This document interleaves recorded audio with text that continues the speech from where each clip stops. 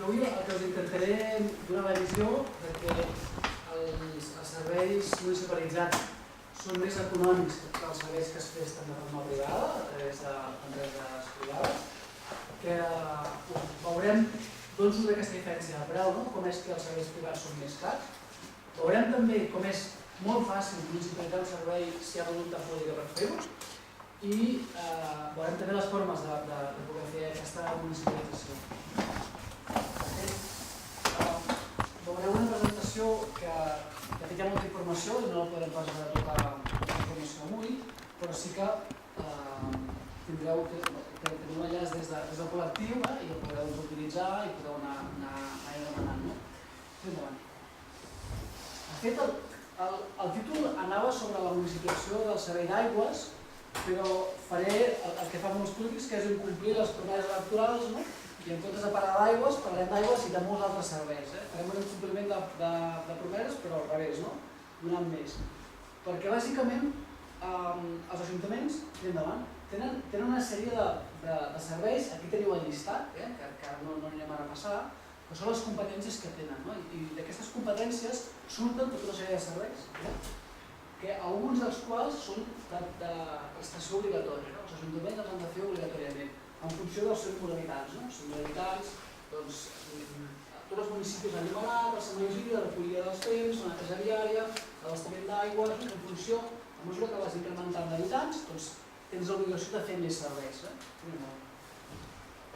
Hi ha uns serveis d'aquests que són declarats essencials, que després ja veurem què vol dir això, i també hi ha ara tota una modificació legal amb la llei de sostenibilitat d'administració ambiental que diu que els municipis de menys de 20.000 habitants, que seria el vostre cas, els seus serveis, de fet, part de tots aquests serveis d'aquí, han acabat traspassant a diputacions, que suposo que el vostre cas és el Consell Insular, per gestionar-los des del Consell Insular perquè per un tema d'eficàcia i eficiència.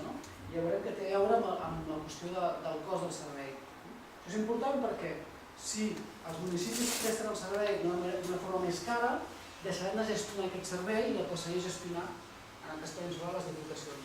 Suposo que això seria el Consell Insular. No ho conec, aquí apuntant, no sé. Els serveis essencials ho veurem després, però ens quedem que aquesta modificació de la llei declara serveis essencials l'abastament d'aigua, el tractament de fens i el transport públic de viatgers. I a més també podem tenir altres serveis, serveis que ens acabi traspassant a alguna altra administració. En definitiva, de tots aquests serveis públics tenim les possibilitats de prestar el servei de dues formes possibles. Una és la gestió indirecta, que són les privatitzacions, i després hi ha la gestió directa, que serien les municipalitzacions. En la gestió indirecta, aquí veureu quins són els articles de legislació perquè podeu anar-hi. En gestió indirecta ens donen bàsicament 4 opcions. Busquen aquí amb el ratolí. No cal que les veiem, són els títols, són les concessions, que és el més habitual. Les concessions és quan fem un contracte amb l'empresa privada i l'empresa privada li donem la potestat de fer el servei i de cobrar de les usuàries o de cobrar un percentatge, una facturació directament per part de l'Ajuntament. La gestió interessada és una cosa que no es presta habitualment, però és que l'Ajuntament i l'empresa es parteixen els beneficis o les pèrdues a mitges, però a la pràctica sempre ens passa aquí que els beneficis els queda a tots l'empresa privada i si mai hi ha problemes hi ha una clàusula al contracte que diu que les pèrdues se'n farà càrrec al sector públic.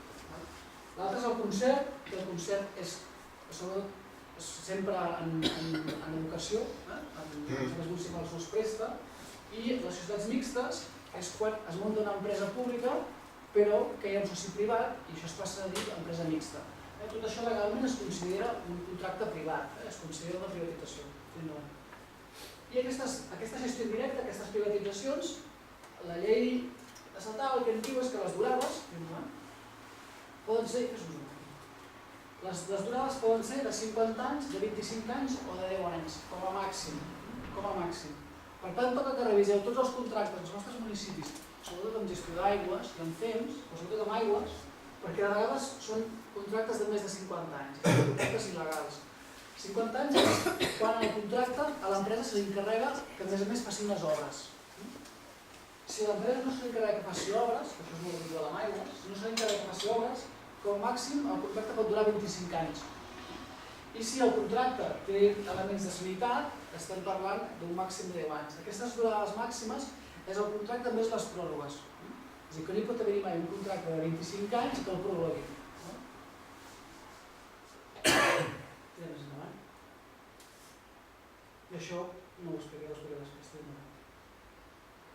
Tot això és la gestió indirecta. La gestió directa, quan parlem de municipalitzacions, podem fer servei 3 o 4. I torna a passar. Es podem fer de 4 formes diferents. Una és que el servei municipal el fa directament el propi ajuntament. El pot fer directament amb personal propi. Això significa que s'incrementa la partida de capítol de personal, però significa que es disminueix el capítol 2, que és el de contractes a tercers. Altra opció és amb organismes autònoms locals, que això ve a ser un organisme que depèn de l'Ajuntament, però no sé si és el cas d'aquí al museu, que té un pressupost propi, un personal propi, i se li pot encarregar també aquest mateix servei.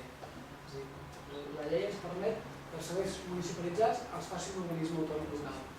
Tenim 2 opcions més. Aquestes 2 són seguint el dret administratiu. En canvi, aquestes 2 aquí és seguint el dret mercantil, és a dir, a través d'estructures d'empreses. Aquesta d'aquí, l'entitat pública empresarial local, és una empresa que funciona gairebé com una empresa privada, però té la potestat de sancionar, és a dir, pot exercir autoritat. I l'altra, aquesta d'aquí, és directament una empresa pública que funciona com una SA o com una SL, però el 100% del capital és públic i aquí sí que no tenim aquesta capacitat de sancionar. En els 2 casos, tant aquesta com l'entitat pública empresarial, les formes de contractar funcionen igual que l'administració pública, és a dir, el nivell de concurrència, i la contractació del personal funciona també seguint l'estatut del treballador públic. Vull dir que totes les persones han de poder tenir accés a aquell lloc de treball. Això ja veurem que és important per al tema de la subrogació. Fixeu-vos que tenim aquestes 4 opcions en gestió directa. D'aquestes 4, aquí, la RSAL el que ens diu és que aquestes 2 només es podran fer servir si són més econòmiques aquestes 2 formes. Ho dic perquè hi ha molts secretaris i molts interventors que diuen que ja no es poden municipalitzar serveis o que ja no es poden crear empreses públiques. No és veritat. Es poden crear amb aquestes restriccions que us comento. Aquí també veureu l'espai legal que ho diu. Fixeu-vos llavors que la llei el que diu és que tots els serveis públics, tots els que havíem vist abans, s'han de prestar, fixeu-vos què diu, de forma més sostenible i eficient entre privatitzacions i municipalitzacions. Però esclar, què dic sobre? Si hem de fer-ho de la forma més sostenible i eficient entre aquests 2 models de formes de prestar els serveis, vol dir que d'alguna manera hem hagut de fer estudis sobre què val municipalitzar un servei o què val privatitzar un servei. Per tant, cada vegada que algun dels vostres municipis facin un nou concurs per continuar amb la privatització del servei, els heu d'exigir l'estudi que justifiqui que això és més econòmic que això d'aquí. Perquè si no, com que ho saben, que això és més eficient i sostenible que això d'aquí? En definitiva no ho saben. És per un tema absolutament ideològic. Perquè si anem a mirar quant costa, que és on entrarem, això no ho saltem. I anem aquí. I anem a veure quant costen els serveis, acabem veient que els serveis privatitzats acaben sent sempre bastant més cars. Clica al titular que tenim. El preu de l'aigua es dispara un 24% des de la privatització de l'ATL, al Principat. Clica aquí sobre. L'aigua de gestió privada és un 25% més cara que la gestió pública. Això són dades de la gestió de l'aigua del Principat, que recull tots els preus de l'aigua d'empreses públiques i empreses privades. Tira una mica enrere. I mira, tira aquí sobre, que veurem aquest quadre d'aquí. Tribunal de Cuentas d'Espanya. El Tribunal de Cuentas d'Espanya és un organisme que depèn del Ministeri d'Hisenda. El Ministeri d'Hisenda, sabeu que el seu responsable, el ministre, és la Cristóbal Montoro. I diguéssim que jo reconec que no tenim gaires filles ideològiques i polítiques. Doncs el seu departament diu que el servei d'aigua privatitzat és un 22% més car, en general a tot l'estat espanyol, és un 22% més car que no pas en gestió pública. Diuen que les xarxes d'aigua tenen un 30% més de pèrdues quan gestió una empresa privada i diuen que hi ha un 15% menys d'inversió. És a dir, que inverteixen menys diners en substituir i mantenir canonades. En el cas de l'enllumenat, el Ministeri diu que és un 27% més econòmic privatitzar, però ràpidament diu que hi dediquen un 7% menys d'hores, però que en els costos no inclouen les despeses de renovació de material. És a dir, quan s'espatlla un llum, t'ho facturen a part. Per això és més econòmic, perquè acaben facturant a part determinats costos de material. És a dir, que si ho comptéssim bé, no seria més econòmic, sinó que seria més car. Anem a veure neteja. Fixeu, un 71% més car. Insisteixo, dades del Tribunal de Cuentas d'Espanya. Un organisme poc suspecte de ser bolivarià i coses d'aquestes. Recollida de brossa, recollida de temps, 27% més car. I el cementiri, el que surt un 2% més econòmic, el que passa que fixeu-vos per què, hi dediquen 60% menys de dedicació horària. És a dir, en definitiva, hi ha menys servei. Per això acaba sent més econòmic. Fixeu-vos, això són dades públiques que podeu trobar a l'informe de la situació del sector públic del Tribunal de Cuentas d'Espanya del 2011. Es podeu buscar i aquestes dades les podeu trobar. És a dir, en definitiva, sabem perfectament que la gestió privada és més cara. Però no només és més cara, sinó que és més cara i a més a més... És més cara i a més sabem una altra cosa, que el servei és més dolent. Els serveis prestats en forma privada són de menys qualitat. I bàsicament per què? Perquè l'empresa privada hi ha un conflicte d'interessos molt important entre el municipi, entre l'administració i l'empresa. L'empresa el que busca és beneficis. I el sector públic el que busca en principi és servei a bon preu. Aquí no em fico si busca finançar el partit polític, si busca... no m'hi fico. Llavors què passa? Que si volem obtenir més benefici, en el fons estem donant menys servei, perquè si volem donar més servei acabem tenint menys benefici. És una qüestió de costos. Els diners o se'n van a generar benefici o se'n van a generar més servei. Però les dues coses no poden anar. Hi ha una imatge que sempre explico, que és que quan fem un concurs públic per privatitzar un servei, els serveis tècnics municipals valoren com el servei, diuen que val 10, però a l'hora de treure el concurs es treu per 9, perquè clar, quan les empreses competeixen entre elles, ajustem el preu, quan presenten les ofertes no acaben posant per 9, sinó acaben posant per 8, perquè clar, si posen per 9, vindrà una altra empresa, entre l'oferta més econòmica, s'ho quedarà ella, a l'hora de presentar l'oferta, però, se n'adonen que en el plat de condicions s'han plantejat que si algú presenta millores, tindran més punts, però el que fan millores, aquestes millores tenen un preu. Per tant, en definitiva, vol dir que aquell servei que costava 10, o que sabíem que fent-lo bé costaria 10, l'acaben fent o l'acaben ofertant per 7. És impossible que amb aquests diners que hi destinen els serveis estiguin fent. Doncs què fa l'empresa privada? El que fa és buscar on l'Ajuntament... El que busca l'empresa privada és a quins llocs l'Ajuntament està controlant i en els llocs on l'Ajuntament no controla, allà establio calés, allà deixo de fer part del servei. Per això us explico que, bàsicament, quan estem en un entorn privatitzat, estem en un espai de mentides sobre com estimar el servei. Mentides perquè ens diuen que fan el servei però no l'acaben de fer, però és que no el poden fer. Perquè, en definitiva, si l'empresa privada no obté beneficis, o no pot obtenir beneficis, el que fa és marxa. I el servei se'n va. És el que va fer, per exemple, l'empresa que portava el servei d'aigües al FES, que l'Ajuntament no va voler pujar tarifes de l'aigua, l'empresa no li van sortir els números i se'n van anar. Les empreses sempre diuen que perden calés, sobretot aquestes grans, però no és veritat, perquè si els perden, marxen. Llavors, si tots sabem que el servei privatitzat és més car perquè ja hem vist que era més car i a sobre veiem que mai poden complir tot el contracte, perquè és impossible, perquè si destinen diners doncs deixaran aquí beneficis, com és que hi ha tantes privatitzacions, En definitiva, perquè els ajuntaments tenen moltes dificultats de finançar-se, i s'acaben finançant a través de les privatitzacions, privatitzant el servei, obtenim recursos per poder funcionar. I ho fan bàsicament de dues maneres. Una és el que se'n diu el cànon concessional. El cànon concessional és en els serveis que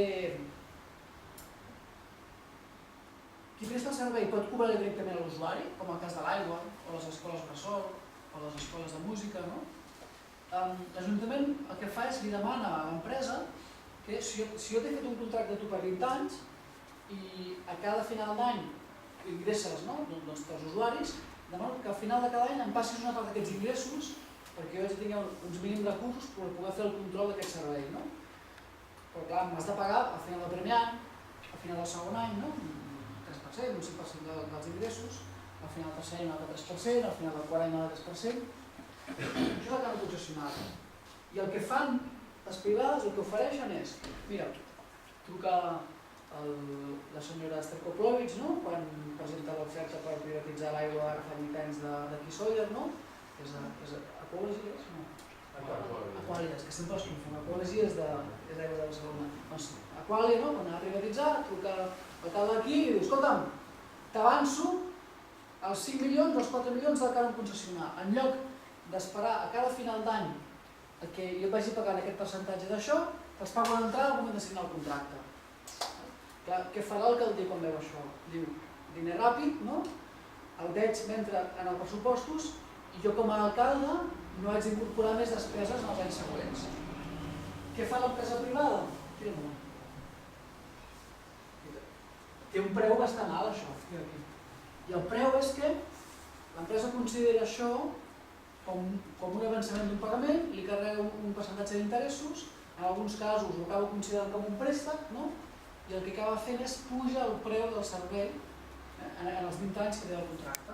I quan tenim una privatització d'aigua, són més habituals, són puges del 10, del 20, del 30, del 40, del 50 i fins al 60% en només 3 anys. I bàsicament és per pagar tot aquest avançament de diners, és a dir, que t'avancin calés té un preu i aquest és el preu, que passa que l'acaben veient les famílies en lloc de veure l'Ajuntament, perquè es veu amb el rebut de l'aigua, no es veu amb el pressupost municipal. I ara tira el zoom enrere que anem a veure aquest aquí. I l'altra forma que tenen de finançar els ajuntaments és... Ara imagineu-vos que aquí hem decidit canviar el model de recollida de fems, hem de comprar vehicles nous, i resulta que l'Ajuntament en aquests moments el pressupost no pot comprar els camions. Doncs en el contracte del servei el que diu a l'empresa és que aporti els camions nous i que els pagui la inversió que faci l'empresa i que en tot cas aquell contracte que teníem de 7 ens el puja, que ens el puja a 8, i amb aquesta diferència, allargat amb els 20 anys del contracte, acabarem pagant els camions. El problema és que acabem pagant els camions a un preu més alt que si els haguéssim comprat nosaltres al mercat, perquè no ens faran cap rebaixa comercial, i carregaran un benefici industrial, i carregaran unes despeses generals, i carregaran uns interessos com els del mercat o més. Total que amb els 20 anys haurem acabat pagant com 3 camions, que si haguéssim comprat nosaltres directament, pagaríem el preu del camió i el finançament que ens hagués tocat pagar, o si teníem els diners, pagar directament. Per tant, en aquesta segona forma, el preu que tenim aquí, el cost d'això és que hem d'acabar pagant més diners per aquell servei. I això sí que surt dels pressupostos municipals. En lloc de tenir un contracte de 7 i fer una inversió en camions, acabem tenint un contracte de 8, aquell any hem pagat menys, perquè hem hagut de pagar els camions, però al llarg del temps acabem pagant més diners. I ara hi passem aquests d'aquí. El aquí veieu mesures alternatives, que això en tot cas en el debat en podem parlar de finançar-nos, i l'altre és que et diuen que ofereixen tranquil·litat, no? L'empresa privada diu, no cal que et preocupis més pel servei, no? Perquè ja me n'ocupo jo. I clar, municipi relativament petit, no?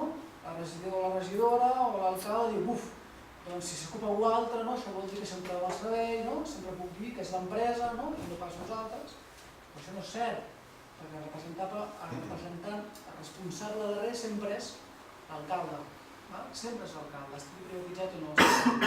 I a més també hem vist, no? Que si el que fan és entre el 10 i el 7 busquen en quins llocs l'Ajuntament no està controlant per enganyar-nos, per poder obtenir benefici, de fet ens hem de començar a preocupar, no? No ens hem de tranquil·litzar, sinó tot el contrari. El cost en definitiva és que no sabem què passa amb el servei, i si no sabem què passa amb el servei és on ens comencen a anar colant gots. Per tant, en definitiva, l'única forma que tenim de recuperar la tranquil·litat és o bé posem tècnics perquè vagin fent el seguiment d'una forma més acurada, no? Però si anem fent el seguiment d'una forma més acurada, al final ja sabem com va el servei i al final ens acaba sortint més a compte prestar-lo directament. Vinga, passem-hi, continuem endavant. Això només us ho apunto, que sapigueu que existeixen i que és una sistemàtica, no? Tenen tècniques d'espoliar recursos públics. Quan una empresa privada entra a prestar un servei públic municipal, entra, i em perdoneu l'expressió, a robar. I us dic per què. L'empresa privada, seguint el discurs de l'ortodoxia liberal, funciona molt bé en condicions de mercat. Què són condicions de mercat? Quan els clients poden decidir canviar d'empresa si no els agrada el servei. I per tant, per la por que tenen les empreses que el client li marxi, el que fan és van ajustant el preu, de manera que el preu pot ser més o menys just. Què passa amb un servei municipal? Amb un servei municipal els clients no se'n poden anar, perquè la xarxa d'aigües és la que és i no puc decidir que m'ho presti l'empresa del costat, perquè està al municipi del costat. Com a recollida de fems jo no puc demanar que m'ho reculli els de...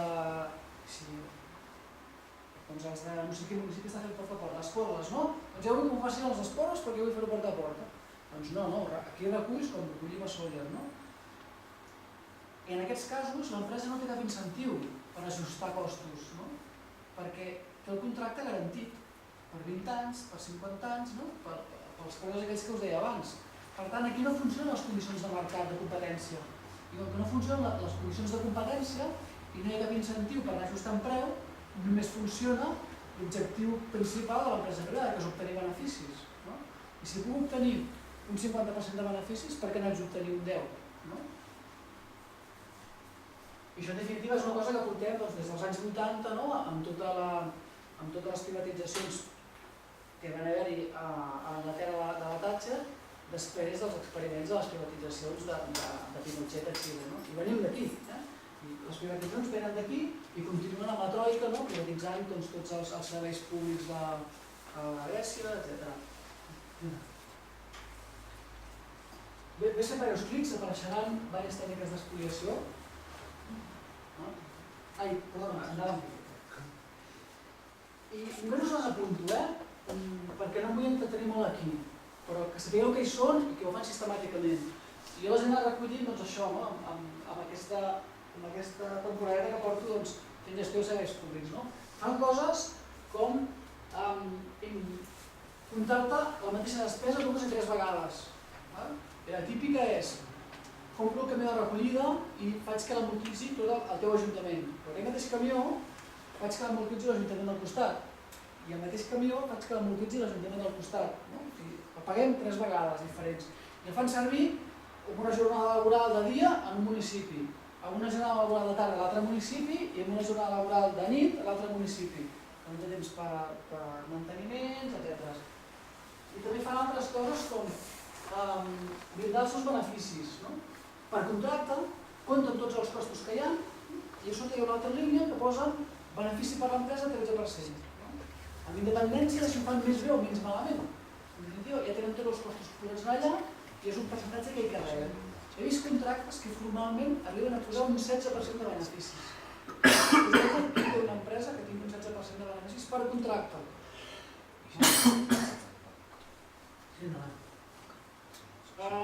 Aquesta tècnica també és molt valorada i la gent de Fomento que tenen aquí també l'utilitzen, que és jo tinc una empresa d'aigües i té un nom, una empresa, i per fer una canonada d'un metre em costa 50 euros, no?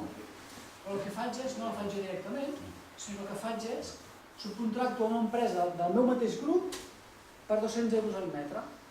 I a mi com a empresa que estic fent el servei és una despesa, no em surt com a benefici, per tant, si demano l'extracte de comptes de l'empresa no em sortirà un marge de beneficis tan gran, però sortirà a l'empresa del sector. Però com que per mi és una despesa, allà està. Això és superhabitual també. Aquesta m'agrada molt. El que explicava abans, retallant el servei i les inversions. Mireu això d'aquí, haig de dir que mai havia tingut un passador positiu bastant poc més. Sabeu què són això d'aquí? Això és l'anomenat públic de llançament. L'estava portant una empresa privada que es deia SECE, 100 anys especialistes en il·luminació, si veieu la seva web, sobre l'hòstia i bambes, però feien això. Això són diferencials. Els que sabeu, no sé si m'explico bé, el diferencial és quan en un circuit elèctric tens una fuga i detecta que l'activitat que entra per un costat és diferent del que havia sortit, talla per impedir que aquesta fuga continuï. No sé si ho veieu de bé, però hem fet la coure aquí, veieu aquest aquí? Hòstia, fantàstic. Veieu que hem fet la coure, no? Està a part del diferencial i va a la part de baix del diferencial. N'hem fet un pont. Aquest diferencial no saltarà mai, perquè la corrent, en comptes d'entrar aquí, nota si és diferent l'entrada o la sortida, com que està puntejat, estan aixecats, però està puntejat el diferencial. És impossible que salti. Anècdota curiosa, això és el que va passar a Bunyola, que això va morir un noi ofegat una farola, o similar. Aquesta és tècnica habitual. Amb això està ben un munt de calés. Sabeu per què? Perquè si s'apaga la llum d'un carrer, han d'enviar aquí a veure què passa i solucionar-ho. I si es torna a pagar l'endemà perquè no l'han solucionat bé, em torna a enviar aquí. Poso això i no passa res. Bueno, no passa res, no. Doncs això és gestió privada. Això és l'eficàcia i l'eficiència de la gestió privada dels serveis públics. Bé, n'hi ha diverses, n'hi ha moltes, però aquesta és molt interessant també. Pacten preus patronals. És a dir, es posen d'acord amb uns preus, com el que fan amb la benzina, que pacten preus i diuen que, clar, que el mercat i tal, no. Mireu això d'aquí. No m'he tenen aquesta d'aquí. Això fa relativament poc, és del gener del 2015.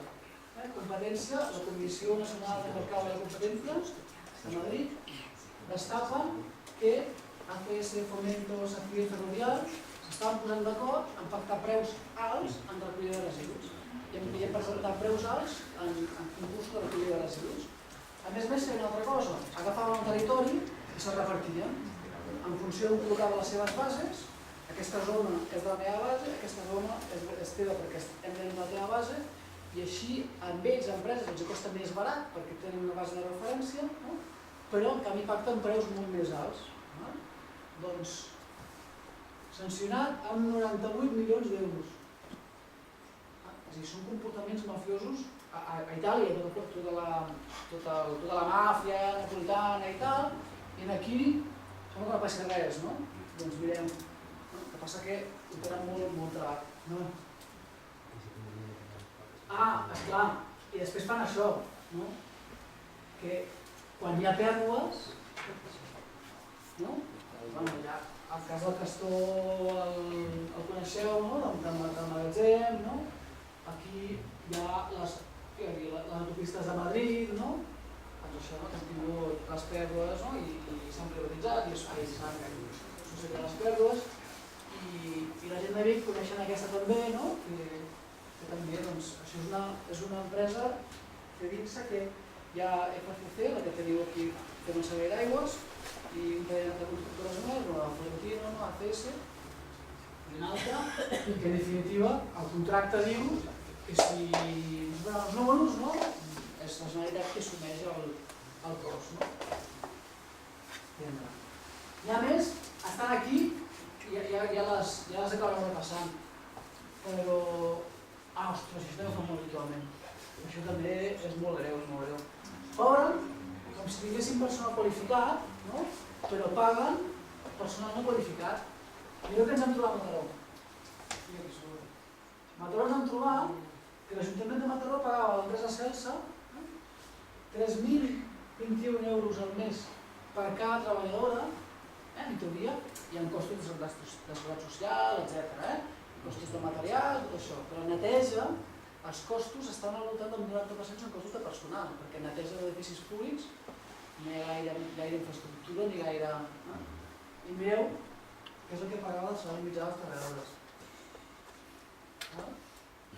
Això és la privatització. Això és la privatització de serveis. I aquí tenim la nòmina, i la nòmina, això surt de la nòmina, després surt de la nòmina, perquè en principi surt del contracte, que el cap de condició ens diu això. Bueno, hi ha més per aquí, Aquesta és molt important. Us els mireu i si en veieu més, que no estiguin escrits, me'ls envieu. I ja el meu des de correu, els envieu, que si anem reduint de quines formes ens enganyen, anem compartint, no? Que com a mínim s'haurà de currar més per enganyar-nos. Doncs això, sabem que sistemàticament es dediquen a espoliar. Així que mal servei i a sobre, doncs, coloms i pagar a veure, no? Aquests passem al llarg, perquè això és un tema del cànon concessional que a sobre ens fan tornar els calés del cànon concessional, per aquí ja us entendreu.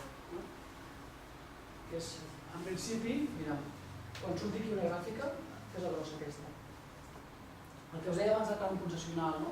Tots els diners, per exemple, de la privatització de l'aigua, allò, portar tots els pagaments al final de cada any, el primer any, que sigui aquest informe aquí, si haguéssim de pagar els interessos d'això, només pagaríem això, o només pagaríem això d'interessos, per tant, en el fons, és com si haguéssim acabat ingressant només aquesta quantitat, no? Però el que fan en molts contractes és, si t'ho paguen, et cobren els interessos, però com si fos un préstec, i per tant, no pagues els interessos a un any, a 2, a 3, a 5, sinó tots a 25, per tant, que és més car, però és que a sobre et fan tornar el que t'han pagat. Et fan pagar, et fan tornar els 4 milions o els 5 milions que ha rebut. I que en definitiva, el municipi al final, el que li acaba passant és que ha hagut de pagar tot això. No ha tingut cap mena d'ingrés net. Però això ho ha vist l'alcalde que ha privatitzat el servei i això d'aquí ho acaben pagant les usuàries amb la tarifa.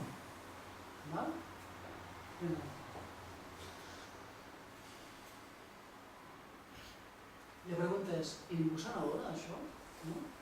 Si tenim clar que és més car, que el servei és dolent i que tenen totes aquestes tècniques per anar robant, per anar espoliant, com és que no ens n'adonem?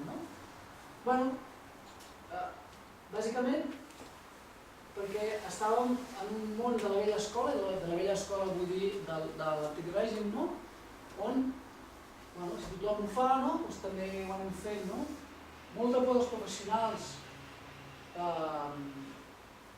doncs això, que podien ser ètics per poder denunciar les històries, i en el fons perquè fins ara hi havia molta diferència social, perquè no ens preocupava. El que passa que a entrar a la crisi no ens podem permetre aquests luxes. I què acaba passant també?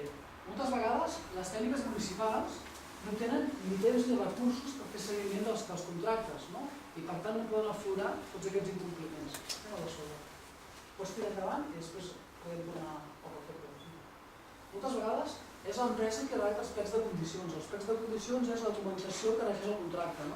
Però com que no tenim prou tècnics o no tenim prou temps, l'empresa que et fa un favor, t'aporta un model, mira, així avances feina, no cal que t'hi dediquis i tal, doncs clar, acaben fent uns plecs de condicions que afavoreixen l'empresa i no el sector públic. Hi ha polítics que acaben filtrant l'esborrany de plecs a alguna empresa de manera que tinguin més temps per preparar les ofertes. I tot el que us explico és perquè ho he viscut en propera persona. Aquesta és molt interessant. Hi ha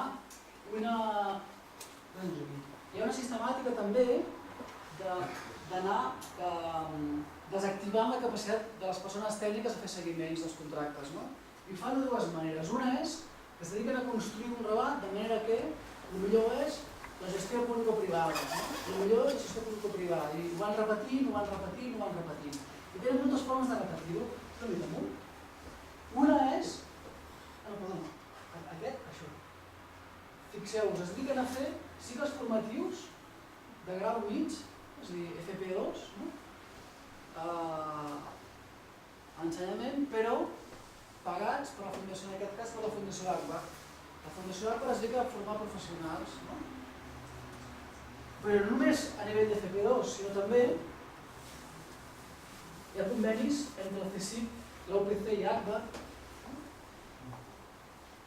Fixeu-vos, convenis d'investigació entre universitat i empresa. Aquí estic molt centrat en el tema d'aigües, torna a fer-s'ho.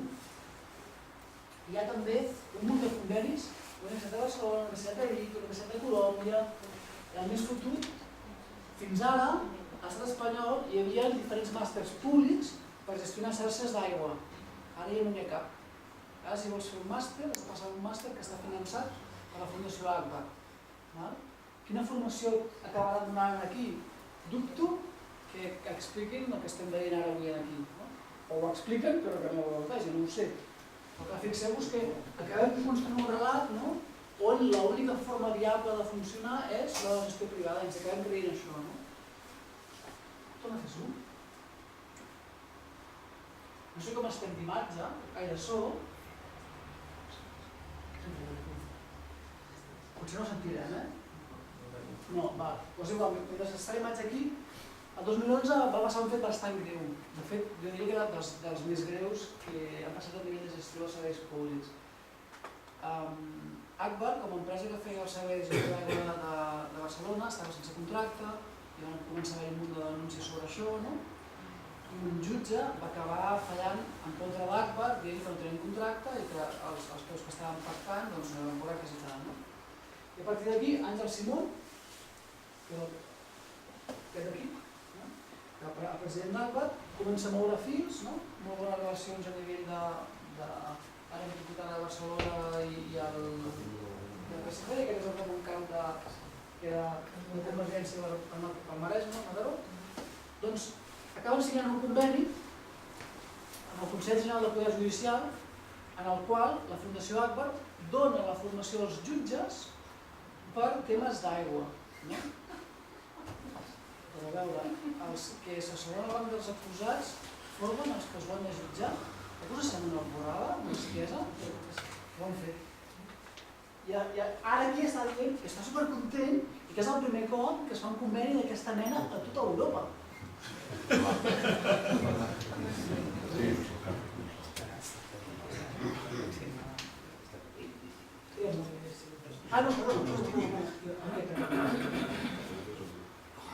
Clar, i no només es pot desactivar l'ètica dels tècnics, que és com això, construir un altre relat, sinó també la dels polítics. A part del tema de les portes giratòries i tot això, també es dediquen a formar els polítics. Fixeu-vos aquí, a la Federació Espanyola de Municipios i Províncias estan donant una formació als càrrecs electes que està pagada per gent tan altruista. Què digues, amor, que no sé si ens apareixerà una per sota. Aquí, sí. Bueno, és igual, aquí que se'ns vegin. No us coneixereu, però el BBVA, la Fundació Agbar i un parell d'empreses de màrqueting donen formació als electes per explicar les bondats de la gestió público-privada, en definitiva de les privatitzacions. I si aneu a mirar els continguts d'aquesta formació, bàsicament és formació de màrqueting, de generació de discurs, de generació d'imatge. No pas de formes de gestió, no, és generar discurs de convèncer a les nostres veïnes i veïns que la gestió privada és el més interessant. Això ho fan sistemàticament aquí, a una federació que en teoria ha de vetllar pels interessos de la ciutadania. Doncs no, utilitzen aquest mecanisme. I la darrera cosa que han fet, que això és molt bèstia, han elaborat també la FEM i AES, que és l'Associació Espanyola d'Operadors d'Aigües, han elaborat un document tècnic, recomanacions tècniques per regular el servei d'abastament d'aigua urbà, que, mira què diu,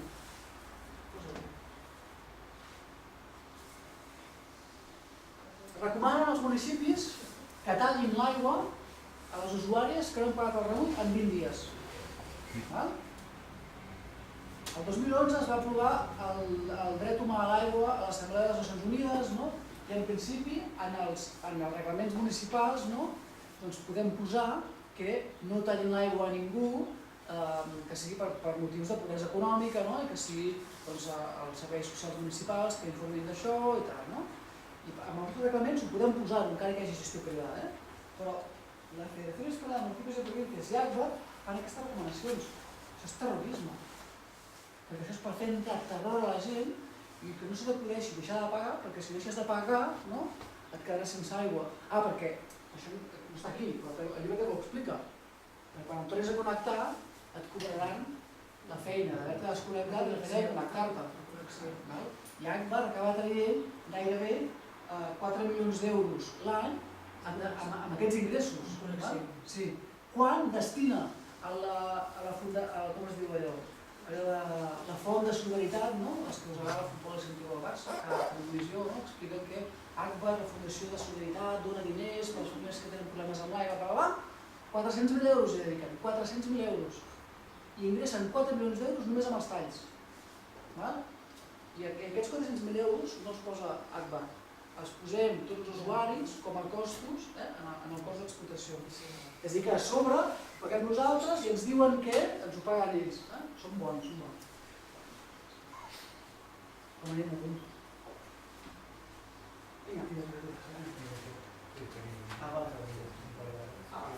Doncs bé, vist el mapa, vist que la gestió privada és més cara, té pitjor servei, a més es dediquen a robar sistemàticament i a sobre es dediquen a construir un relat de la realitat que no té res a veure amb la realitat, que es dedica a que ens imaginem coses que no són.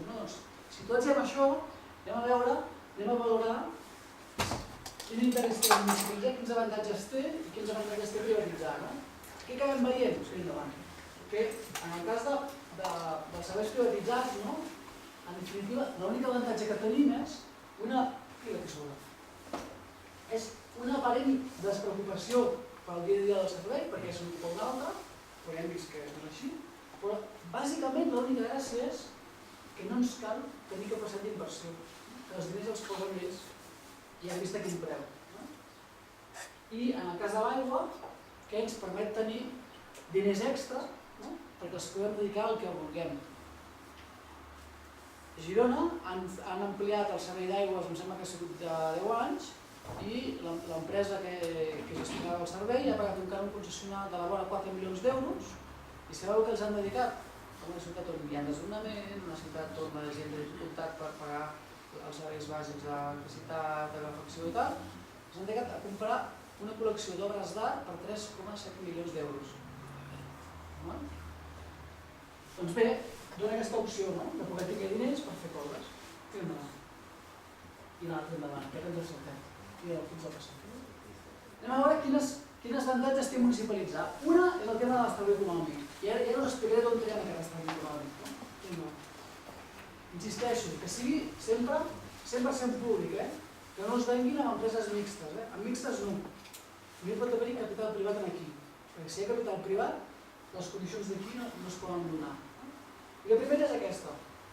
La primera és que no estem subjectes a IVA. Quan municipalitzem el servei no hem de pagar IVA, amb una excepció, el cas de l'aigua. El cas de l'aigua s'ha de pagar sempre IVA.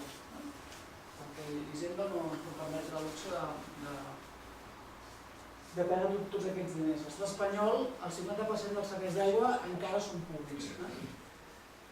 Quin estalvi significa això? Doncs en gestió de residus un 10%, en neteja de la via pública un 10%, en parc jardins un 10%, en clavegueram un 10%, en transport un 10%, però un 21% amb enllumenat, en cementiri, en neteja d'edificis públics. És a dir, aquí ja tenim un catxo per un portat d'estalvi. Això són molts diners.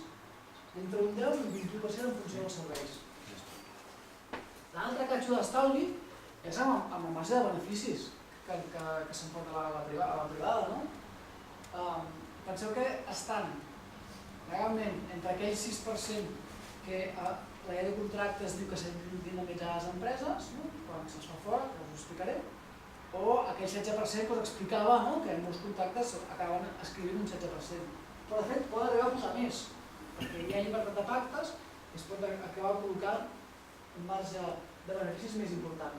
Aquesta és l'altra segon peça d'estalvi, que segons quins serveis estem amb un 10% de l'IVA més un 10% més de benefici industrial o més.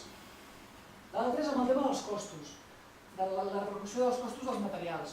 En serveis que necessitem comprar materials, com l'enllumenat, com l'aigua, com la recollida de residus, que necessitem comprar vehicles, contenidors, aquestes coses, sabeu que hi ha uns preus de catàleg, i aquests preus de catàleg, en funció de la teva capacitat de compra, pots obtenir descomptes.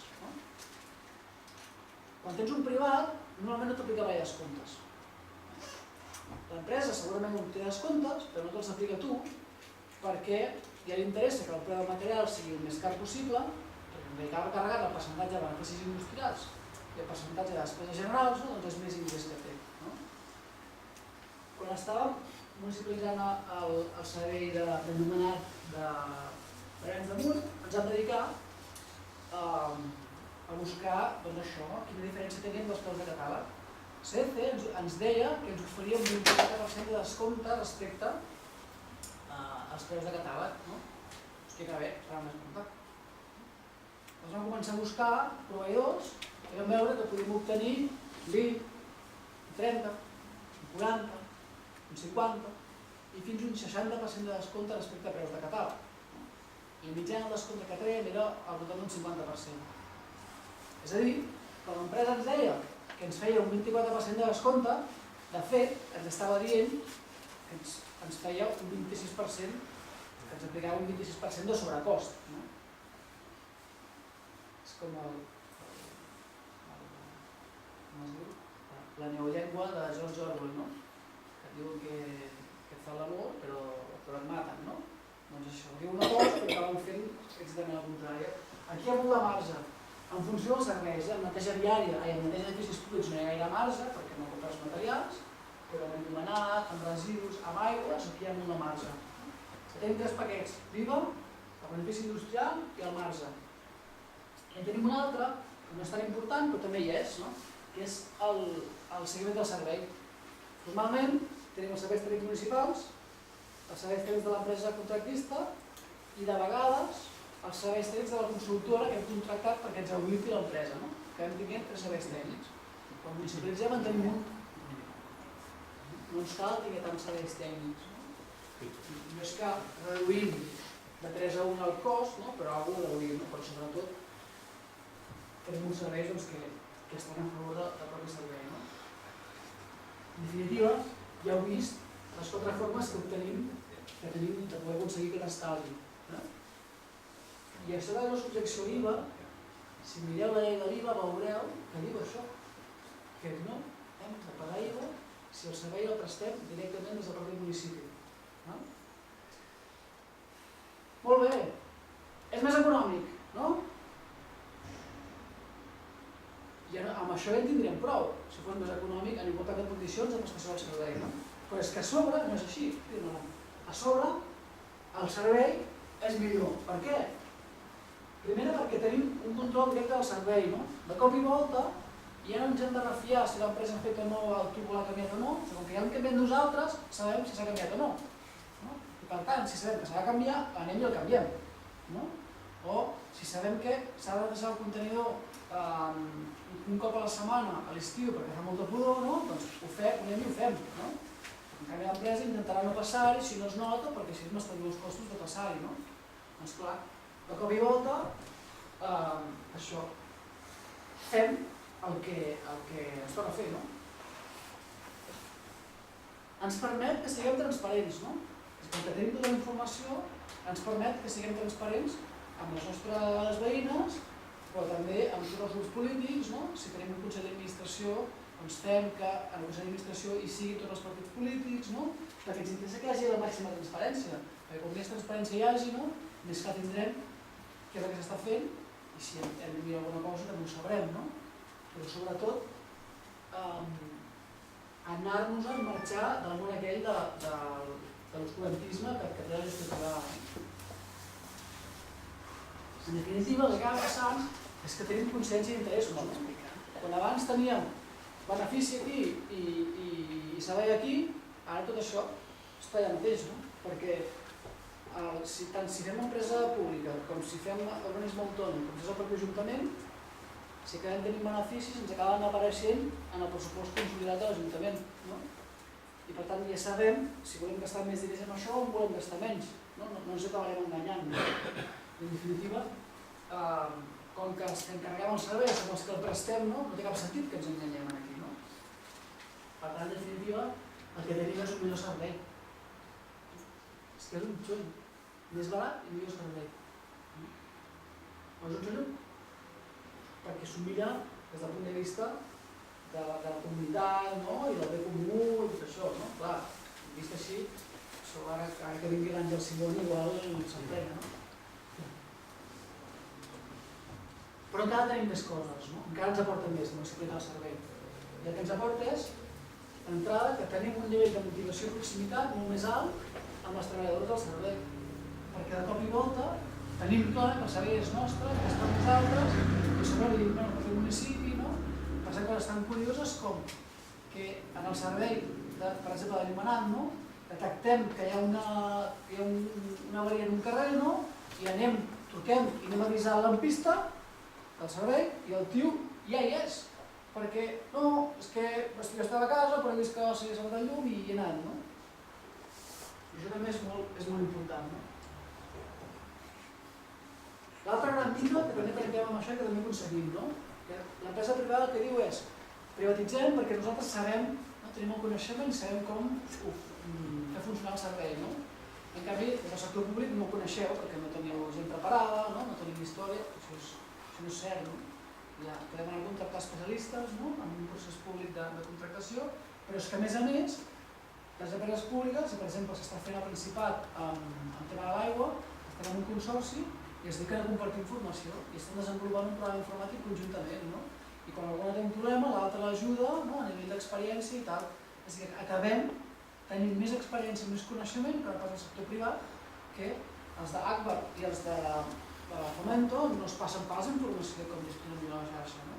Nosaltres sí.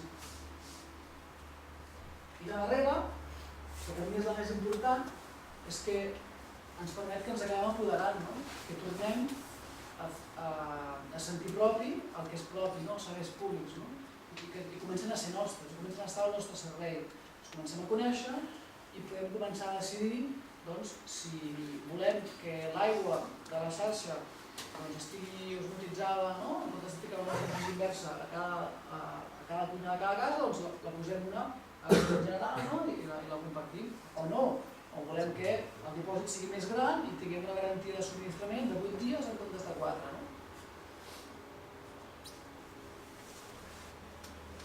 Vaja, que no hi ha color, veieu que tenim molts arguments perquè està clar que és possible tècnicament, econòmicament i a nivell de qualitat de servei, no? Molt ràpidament, com està el tema de municipalització i això? La major part dels serveis públics, això és dades del Principat, la major part estan passats pel sector públic, no? Però determinats serveis estan molt privatitzats, no? I que bàsicament són els de verd urbà, aigua, residus, neteja viària i enllumenat. Aquests d'aquí són més aviat serveis socials, serveis d'oficina d'informació del consumidor, biblioteques i tal. Aquí al darrere hi ha la ciutat. Però en canvi, si veieu el pressupost que s'hi dedica, fixeu-vos que els serveis que estan privatitzats són els que us deia abans, no? Els d'aigua, verd urbà, residus, neteja viària, que són on hi ha calés. El sector privat se'n va on hi ha calés. On no hi ha calés, tots aquests aquí que estan gestionats de forma pública no hi va. I aquest d'aquí, això és policia local. Aquest d'aquí ara estan intentant que es pugui privatitzar la policia local. Per què? Perquè hi ha molts calés. Això passem, perquè l'adquisició que acabem de tenir, veureu que en aquests moments arreu del món està incrementant la municipalització de serveis. I molt als Estats Units i molt a França. Això només us apunto. Desplegar-los tots. Ara no repassarem, però quan l'empresa privada se'n va, s'emprenya i té tota una sèrie de tècniques per intentar reenganxar-te. Estan aquí i les repasseu. Tiri endavant, ens saltem tots. Una enrere. I ara acabarem amb això, veient quin procés podem seguir per municipalitzar els serveis. I veureu que és molt senzill. Hem d'escar una cosa, voluntat política i una mica de coneixements tècnics. Primer, veurem com finalitzem el contracte, que s'ha de fer un estudi de viabilitat, que podem fer un procés participatiu per decidir sobre els serveis, i com funciona el tema de l'encomana i totes en teoria, les previsions legals que hi ha, que veurem que no són tals. Com anem a finalitzar el contracte? Importantíssim, estudiem quina documentació tenim del contracte. Això és importantíssim saber quin és. Tira aquí sobre, o tira endavant. Vist endavant. Hi ha el plec de condicions administratives, el plec de condicions tècniques, la memòria que presenta l'oferta guanyadora, què serveix per veure què es compromet l'empresa com a extras, hi ha informes sobre la relació de les ofertes, una mesa de contractació també defineix quines són les millors ofertes i ho escriu, i finalment el document civil del voluntari. Tota aquesta documentació, que ha passat molt ràpid però després podeu anar mirant a poc a poc, defineix què és el que l'empresa privada ha de fer en el servei. Quin és aquell Déu que deia. I quan sapiguem tot això, el que hem de fer és fer una auditoria del servei i veure tot això què és el que han complert i què és el que no han complert. Han fet tots els serveis? Han fet totes les inversions? En el cas de les xarxes d'aigües, han complert els objectius d'eficiència, o sigui, tenen menys pèrdues en xarxa que les que tenien quan els hi van pagar. Per què ens importa molt fer això? Perquè si no hem complert el contracte, ens fa molt més fàcil finalitzar-lo. Una de les maneres, aquí hi ha 4 maneres de finalitzar el contracte, però fent ja 5. El 5è és que l'empresa se'n vagi. Que se'n vagi perquè no surten els números. No us la poso, però que sapigueu què hi és i que a vegades passa. Una és esperar que s'acabi el contracte. Esperar que arribi la data màxima, quan s'acaba, ja deixem estar. Però hem d'anar en compte que reclamaran coses, reclamaran una inversió que diu que no han fet, i ens hem de discutir si l'han fet o no l'han fet, i reclamaran subrogar les treballadores. I ja veurem que no procedeix subrogar les treballadores. I explico per què. Subrogar significa que quan una empresa tanca i n'obre una altra, fer la mateixa cosa amb les mateixes treballadores, les treballadores d'aquí han d'anar aquí. Això és una cosa que s'aplica molt habitualment en el sector públic, quan l'empresa que fa la recollida de FEMS se li acaba el contracte i una empresa nova, se'n va a l'Escoplovic, entra la Florentino i són les mateixes treballadores. Que sapigueu que això no és legal. El que passa que són pactes que tenen entre ells, perquè només hi ha subrogació d'empreses quan passes les treballadores, passes a la infraestructura de l'empresa i passes al coneixement de l'empresa. I aquestes dues últimes coses no es passen, només es passen a les treballadores. De fet, és un pacte entre empreses per establir-se a pagar la indemnització de les treballadores. Que sapigueu que es fa la subrogació perquè es volen